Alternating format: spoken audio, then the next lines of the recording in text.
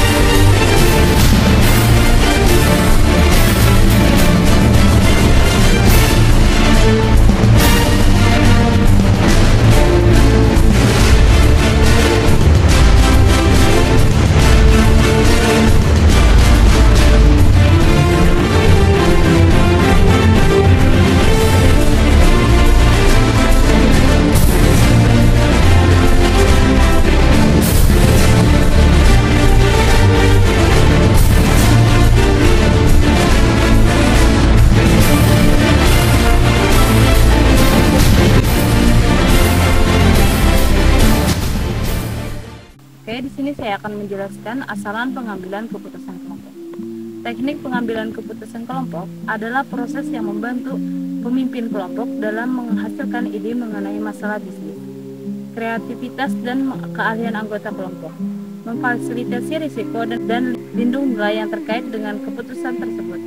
Pengambilan keputusan secara berkelompok pada hakikatnya tidak jauh berbeda dengan pengambilan keputusan yang dilakukan individu.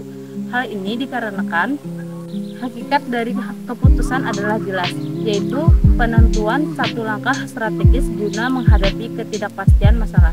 Perbedaan utama antara keputusan individual dan kelompok dalam konteks organisasi terletak pada proses pengambilan keputusan dan penentuan keputusan akhir.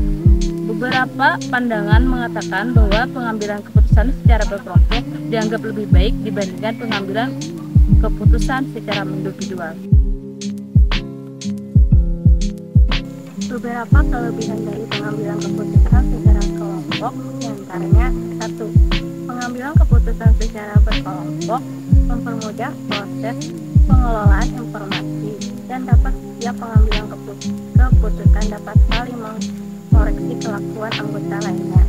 2. Karena proses pengambilan dilakukan secara berkelompok, maka keputusan final dan implementasi atas keputusan akan lebih mudah didukung. 3. Keputusan yang telah dibuat secara kolektif memiliki peluang lebih besar untuk disetujui, untuk dilaksanakan, dan setiap orang akan berusaha untuk mewujudkan keputusan tersebut. Dengan kata lain, pengambilan keputusan secara berkelompok cenderung lebih meningkatkan peluang keberhasilan. Penerapan sosial terpilih artinya keputusan yang dapat diambil secara bersama telah mengisyaratkan adanya kesepakatan untuk saling bekerja sama, melaksanakan, dan mewujudkan keputusan. Kelemahan dari pengambilan keputusan secara kelompok: 1. Proses pengambilan secara kelompok lebih memakan waktu. 2. Proses lebih lama dan panjang dibanding proses pengambilan keputusan yang dilakukan individu. 3. Bila dalam organisasi terdapat konflik antar kelompok, maka akan sulit menyatukan setiap manajer guna menghasilkan kesepakatan atas satu alternatif pada suatu keputusan akhir. 4. Kelemahan dari pengambilan keputusan secara berkelompok terletak pada bias yang timbul sebagai akibat adanya keterkaitan pada pemikiran kelompok yang lebih dikenal sebagai group think. Tujuan pengambilan keputusan kelompok: 1. Untuk mendapatkan komitmen terhadap keputusan. 2. Untuk menginvestasikan lebih banyak pengetahuan dan keahlian dalam proses tersebut. 3. Untuk membawa sinergi di antar anggota kelompok. Metode pengambilan keputusan kelompok. 1. Decision matrix. Metode decision matrix dapat membantumu mengevaluasi berbagai pilihan secara menyeluruh untuk mengambil keputusan. 2. Daftar pros cons. Metode pengambilan keputusan lain yang bisa kamu gunakan adalah daftar pros cons. Dalam metode ini kamu membandingkan seluruh keuntungan dan kekurangan dari berbagai keputusan. 3. Decision tree. Metode pengambilan keputusan ini menggunakan analisis statistik.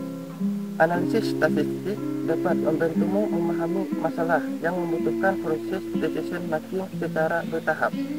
4. Cost benefit analysis. Cost benefit analysis adalah metode pengambilan keputusan yang digunakan jika setiap pilihan memiliki dampak terhadap finansial. Metode ini dapat membantumu menilai biaya dari setiap opsi keputusan dan keuntungan yang dimilikinya. 5. Teknik multi-voting. Multi-voting adalah metode decision making yang sangat berguna terutama jika ingin dilakukan secara kolaboratif. Yang ketujuh, influence diagram. Influence diagram memungkinkanmu untuk mempertimbangkan setiap variabel yang terlibat dalam suatu keputusan. Metode ini menimbang pilihan ketidakpastian dan tujuan serta hubungan antara satu sama lain. Yang kedelapan itu ada trial dan error, yaitu metode pengambilan keputusan yang tergolong aktif karena kamu dapat mengetes beragam opsi keputusan dan menilai hasilnya. Yang kesembilan itu ada Pareto Analysis, yaitu sebuah metode pengambilan keputusan di mana kamu menilai setiap opsi dari proses pengambilan keputusan yang kompleks dan berdampak besar. Yang terakhir itu ada analisis space. Politik, ekonomik, sosial, dan teknologi memungkinkanmu untuk menilai beragam faktor eksternal yang dapat mempengaruhi hasil dari sebuah opsi keputusan. Teknik pengambilan keputusan kelompok. Teknik yang dapat digunakan untuk pengambilan keputusan kelompok yaitu brainstorming. Brainstorming adalah keputusan kelompok yang dikembangkan oleh Alex Osborne. Teknik ini bertujuan untuk menghasilkan kelompok kumpulan ide dalam lingkungan yang bebas penilaian. Dalam teknik manajer kelompok, dengan jelas menyatakan masalahnya, anggota kelompok dengan diminta untuk menghasilkan ide sebanyak mungkin secara spontan, kritik, komentar, atau penilaian. Tidak diperbolehkan selama proses berlangsung. Semua ide dicatat dan dievaluasi oleh manajer nantinya. CBA, Cost Benefit Analysis. Cost Benefit Analysis (CBA) is the process of comparing or analyzing the estimated cost and benefit associated with business project decisions. This process is usually carried out to determine whether or not project implementation makes sense from a business perspective. CBA involves calculating or forecast total fixed costs and subtracting the amount from the company's total projected benefit. CBA is a form of data-driven decision making. CBA is often used in the world of business management, both in large companies and startups. In several large and startup companies, CBA has also become a permanent initiative in the company's business process schedule. The reason is it can bring a number of benefits such as helping companies to focus on data-driven decision making with a large amount of data, helping the company's management team to make business decisions easily, provides clarity in unexpected situations, opens up high opportunities to discover hidden costs and benefits, helping companies to provide competitive advantage. For example, facilitating and conduction of competitive analysis can help companies to prevent losses, help increase ROI, return of investment, business income, or revenue, profit, to support an increase in enterprise value of overall company's value. Setiap teknik analisis memiliki kelebihan dan kekurangan. Begitu juga dengan teknik analisis cost benefit analysis. Kelebihannya meliputi bisa membantu menyederhanakan pengambilan keputusan. Yang kedua, menggunakan data sebagai dasar perhitungan yang mana hasilnya nanti terbilang sangat valid. Dan yang ketiga, mampu mengungkapkan biaya dan manfaat keuntungan yang tersembunyi. Lalu ada kelemahan dari cost benefit analysis, yaitu teknik ini tidak cocok digunakan untuk proyek jangka panjang. Lebih cocoknya digunakan untuk proyek jangka pendek dan juga jangka menengah. Yang kedua, sangat sulit memprediksi semua variabel yang bersifat mungkin atau tidak pasti. Dan yang ketiga, bisa mengabaikan aspek moral kemanusiaan karena berorientasi kepada keuntungan. Sekian presentasi dari kelompok 5. Wassalamualaikum warahmatullahi wabarakatuh.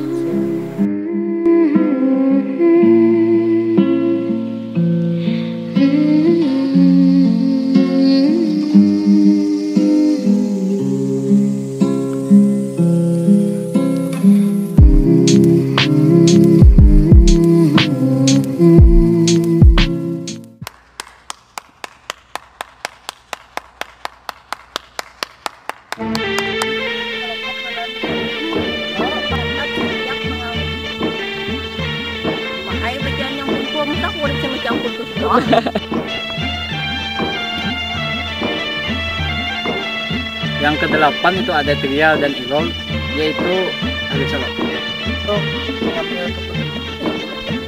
Ya.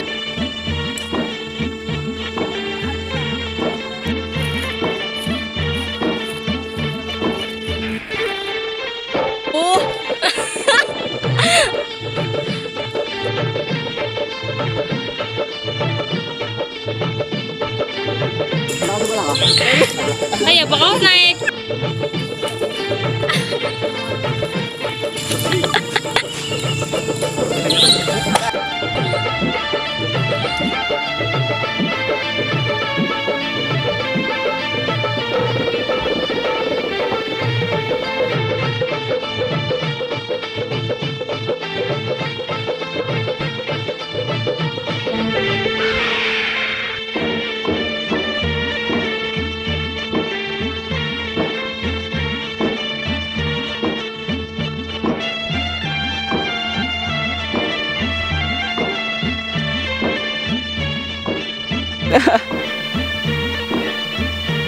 Ayo Sapre, bisa yuk.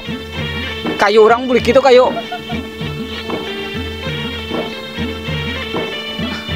Di batis kananmu, Pak Bingkot.